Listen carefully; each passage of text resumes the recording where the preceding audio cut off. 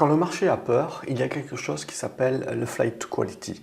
Le flight to quality, c'est tout simplement que l'on va un petit peu résorber sa diversification, rapatrier en règle générale les ressources sur notre propre pays et on va aller acheter des valeurs de qualité, des valeurs qui ont une rentabilité, des valeurs qui sont solides, des valeurs qui peuvent résister éventuellement à la récession, des valeurs qui ont du revenu récurrent, des valeurs tout simplement qui rassurent. Ce flight to quality, on va le retrouver également auprès des épargnants. Ce que sont en train de faire actuellement les épargnants américains en sortant une grosse partie de leurs dépôts des banques régionales, même celles qui éventuellement sont plus robustes que les autres, pour aller justement les fourrer dans des comptes de banques beaucoup plus énormes, généralistes, Bank of America, JP Morgan et compagnie. C'est là aussi justement de la peur et donc du flight to quality. C'est on va vers de la qualité et on se rassure de cette manière-là. Ce qui se passe également sur le Bitcoin, sur l'Ethereum, ça peut être considéré comme du flight to quality. On voit les actifs qui sont en train d'exploser, de bien monter à la hausse après une période de secouage de cocotier et de peur. L'amalgame est finalement l'erreur, c'est de croire que ce flight to quality est comme un refuge. C'est d'avoir la certitude qu'on est complètement protégé. Lorsqu'on fait du flight to quality et lorsque l'ensemble du marché fait du flight to quality, on réduit notre diversification et on va concentrer nos actifs dans moins d'actifs. L'épargnant va sortir potentiellement des comptes de différentes banques régionales. Il était potentiellement diversifié et avait différents comptes dans différentes banques. Là, il a peur, il va aller se concentrer uniquement sur un compte d'une grosse banque. L'investisseur était diversifié, il commence à avoir peur de la récession, il commence à avoir peur des crises bancaires. Il sort de toutes ces valeurs-là qui peuvent être risquées et il va aller chercher des valeurs beaucoup plus défensives, du télécom, de la santé, bref, des valeurs un petit peu fin de cycle qui y apportent une certaine robustesse. Mais là encore, il peut aller chercher également du LVMH, etc., des valeurs certes qui sont de croissance, mais voilà, sur lesquelles on ne doute pas une seule seconde que c'est robuste, etc. Mais de cette manière-là également, il va concentrer. C'est-à-dire qu'on va continuer en fait d'accumuler le même type de position. C'est pareil pour les valeurs GAFAM aussi. L'investisseur crypto, lui c'est la même chose. Il a pris peur, les stablecoins ne sont pas si stables que ça, il avait de la trésorerie, il a peur éventuellement de se les faire alpaguer, etc. Il avait une diversification dans différents projets crypto, il a peur que les plus faibles éventuellement mettent la clé sous la porte, etc. Donc il se rabat sur les plus gros calibres, Bitcoin, Ethereum. Et comme c'est pas un gros marché, en termes de valorisation, vous n'avez pas besoin, si vous voulez, de beaucoup justement de flux qui reviennent pour faire exploser la demande par rapport à l'offre et donc faire exploser les cours. Il en résulte de ça une fausse idée en fait que ces valeurs-là jouent un rôle de refuge. Pour savoir si les valeurs jouent un rôle de refuge, les valeurs doivent monter le jour même où tout le monde est en train de vomir tout ce qu'il peut pour dérisquer les portefeuilles. Lorsqu'on regarde les valeurs de qualité, lorsqu'on regarde les valeurs comme le Bitcoin, l'Ethereum, lorsqu'on a eu justement cette peur, c'est un petit peu le côté panique de la faillite de SVB, tout ça a baissé. Les seules valeurs qui ont monté, c'est l'or, c'est l'argent, c'est les valeurs, les minières liées à l'or et l'argent. Pourquoi ? Parce que le dollar était en train de baisser. Et donc ça favorise également. Donc la vraie valeur refuge, le vrai refuge, finalement, ça a été soit des valeurs défensives, type télécom, santé, soit des valeurs axées minières, métaux, or, argent. Parce qu'on avait la baisse du dollar. Mais tout ce qui est libellé comme actif, surtout actif risqué, a baissé. Et ce n'est que lorsque les banques centrales ont annoncé le soulagement parce qu'elles allaient se mettre en face pour pouvoir justement éviter les défauts. Alors certes, laisser la banque faire faillite, mais éviter le défaut de ceux qui avaient des dépôts au-dessus des 250 000 $, etc.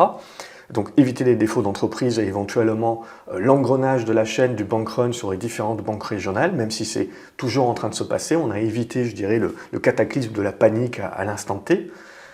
Là, tous les actifs risqués sont remontés. Les taux ont baissé, donc les prix des obligations ont monté, donc on a joué également le chevalier blanc des banques centrales. Et c'est là que ces actifs-là sont remontés, et c'est là, quelque part, qu'on a eu un effet boule de neige, c'est-à-dire avec des gens qui ont cru à ce moment-là que c'était refuge, et donc qui viennent renforcer leurs achats en pensant que ce qu'ils voient devant, la hausse qu'ils voient devant leurs yeux, c'est un refuge, et donc ils oublient la partie où quand tout le monde a paniqué et a vendu, c'était vendu également. Donc ce n'est pas un vrai refuge, c'est un flight to quality. Donc également, la photo que l'on a, si vous voulez, c'est qu'on est dans un dégonflement de bulles, on est dans une explosion de bulles. La hausse des taux, le quantitative tightening permettent cela. Il y aura certainement d'autres faillites, mais ce que l'on voit, ce sont des faillites d'acteurs, même si on parle de banques, c'était plus réellement des banques, je veux dire c'est comme Signature, etc. Vous avez un certain nombre de banques US, vous regardez leur graphique boursier et vous vous rendrez compte qu'elles évoluaient comme des valeurs technologiques et que leur tendance était baissière déjà depuis très longtemps. On n'était pas sur des courbes de valeurs bancaires qui ne se sont mises à baisser que sur la faillite de SVB, alors qu'on était au plus haut sur des pures valeurs bancaires. Donc il faut également faire attention, c'est pas parce qu'il y a banque dans le nom, en fait regardez les graphiques et vous verrez, le marché vous indique par l'historique de ces valeurs-là sur les 2-3 dernières années, comment il cataloguait ces valeurs-là. Et il ne va pas les cataloguer comme des banques, la majorité d'entre elles, qui étaient essentiellement sur de la crypto, sur de l'investissement de private equity, et donc qui ont profité du boom et qui explosent quelque part avec la bulle également, avec en sus le fait qu'ils n'avaient pas géré leur risque comme il faut. Donc ça, voilà, c'est important, si vous voulez, d'écouter ce que le marché dit et de ne pas arriver maintenant en se disant bah tiens, ça a pris 20%, donc c'est forcément une protection, c'est forcément refuge, etc. N'oubliez pas également qu'il y a toujours énormément de flux, c'est-à-dire que les banques centrales ont certes monté les taux, mais elles les ont montés moins vite que ce que l'inflation aurait dû faire. Donc c'est-à-dire qu'on est dans un dégonflement de bulles qui se fait au fil de l'eau, qui se fait au fur et à mesure, et donc c'est les acteurs les plus faibles qui pètent en premier, et ainsi de suite. Mais en aucun cas, on peut dire aujourd'hui que la bulle est terminée. Ce que l'on voit sur les marchés, c'est qu'il y a toujours énormément d'argent, il y a toujours énormément de liquidités. Et en fait, ce que l'on voit, donc du coup, c'est le marché qui n'a plus suffisamment d'argent comme il en avait post-Covid pour acheter tout. On achetait de l'or, on achetait des minières, on achetait de l'obligataire, on achetait des actions, on achetait des valeurs de croissance, on achetait des valeurs cycliques.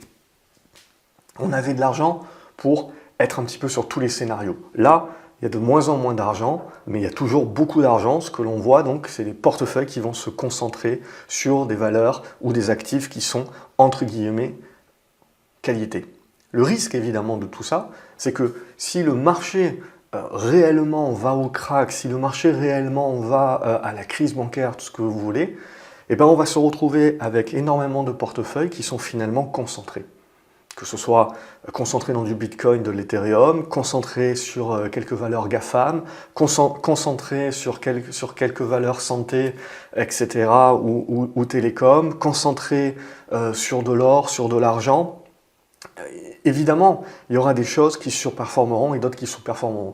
Mais c'est à ce moment-là, si vous voulez, c'est quand le marché va réellement se crasher, et je ne dis pas que ça va être le cas, mais c'est à ce moment-là qu'on se rendra réellement compte, si vous voulez, quand les liquidités seront vraiment réduites, quand il y aura vraiment une récession, quand il y aura vraiment un choix cornélien qui devra être fait de concurrence et de compétition entre l'obligataire et les actions. C'est là qu'on se rendra compte que ce qu'on a cru qui était un refuge, une protection, n'était qu'une étape de concentration des actifs par peur, et on se concentre sur ce qui a l'air de plus robuste, mais au final, les généraux, qui sont les grosses pondérations, finissent par tomber aussi. Si on va réellement vers l'éclatement de la bulle, qui se transforme elle-même en une crise économique et une récession durable, si on va réellement sur ce type de scénario-là, qui est le scénario négatif, qui n'est pas forcément celui qui va se passer, où il faut voir avec quelle marge, il faut bien vous dire que le marché dégueulera également sur toutes ces valeurs de qualité.